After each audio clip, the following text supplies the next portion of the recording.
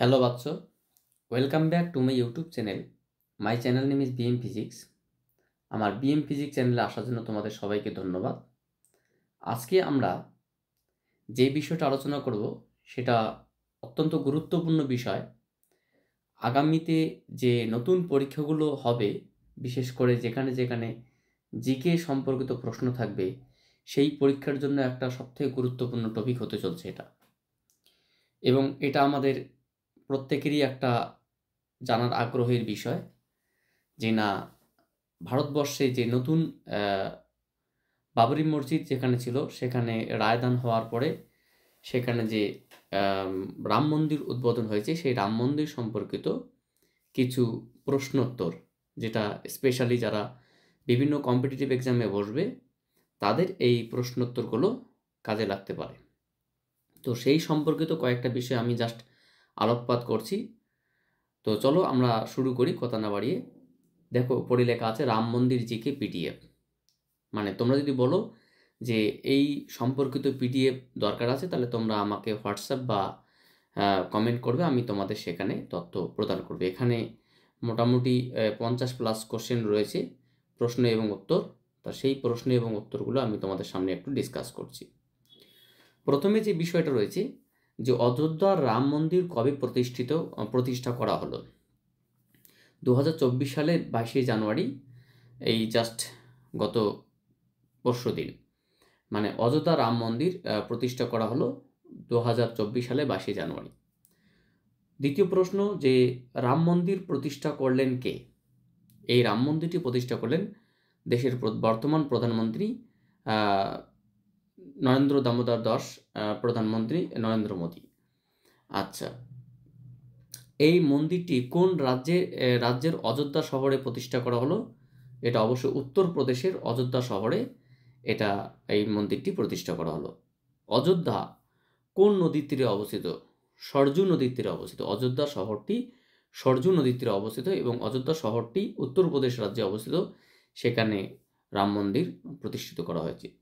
রাম মন্দির বানানোর জন্য মোট বাজেট কত ছিল? 1800 কোটি টাকা। রাম মন্দির বানানোর জন্য মোট যে খরচ হয়েছিল সেই খরচের পরিমাণ 1800 কোটি টাকা। অযোধ্যা রাম মন্দিরের দৈর্ঘ্য কত?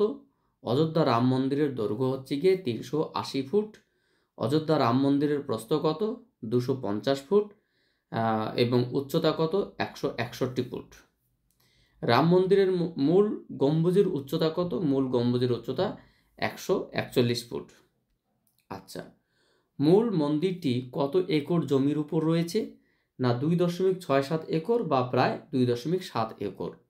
মানে 1 একর মানে 3 বিঘা, তার মানে 3 3 6 বিঘা, প্রায় 8 বিঘা জমির মতো। 8 বিঘা জমির উপর মূল মন্দিরটি রয়েছে।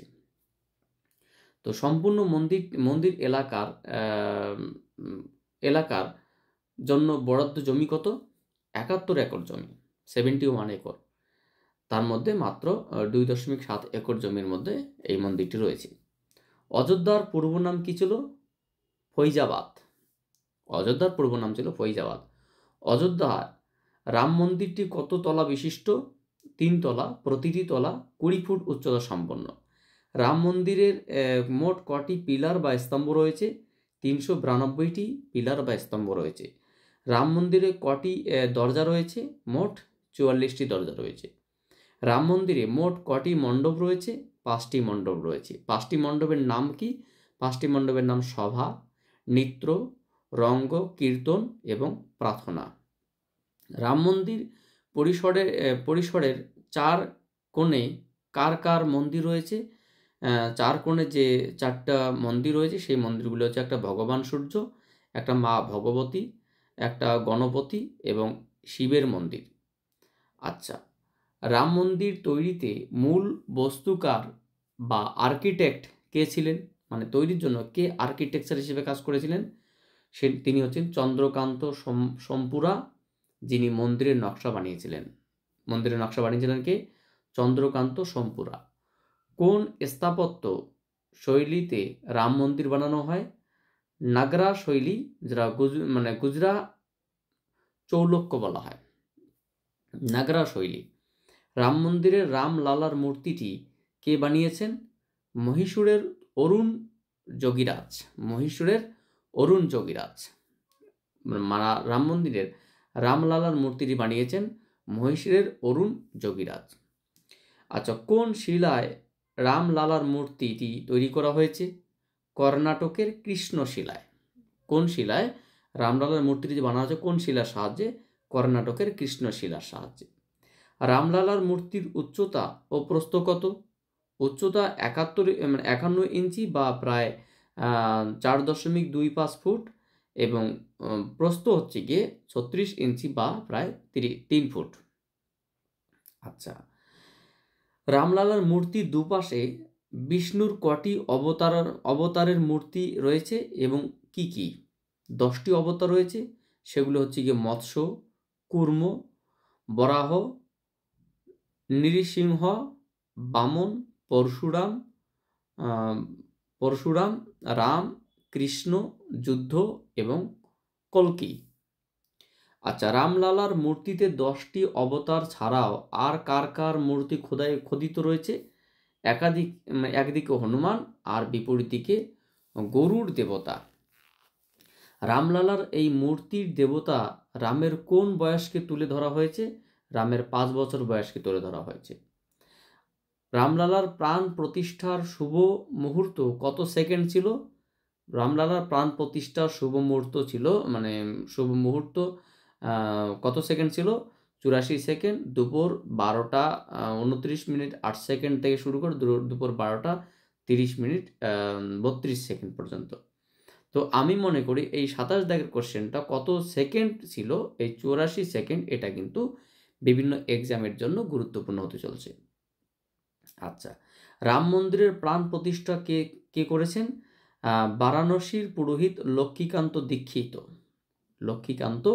দীক্ষিত।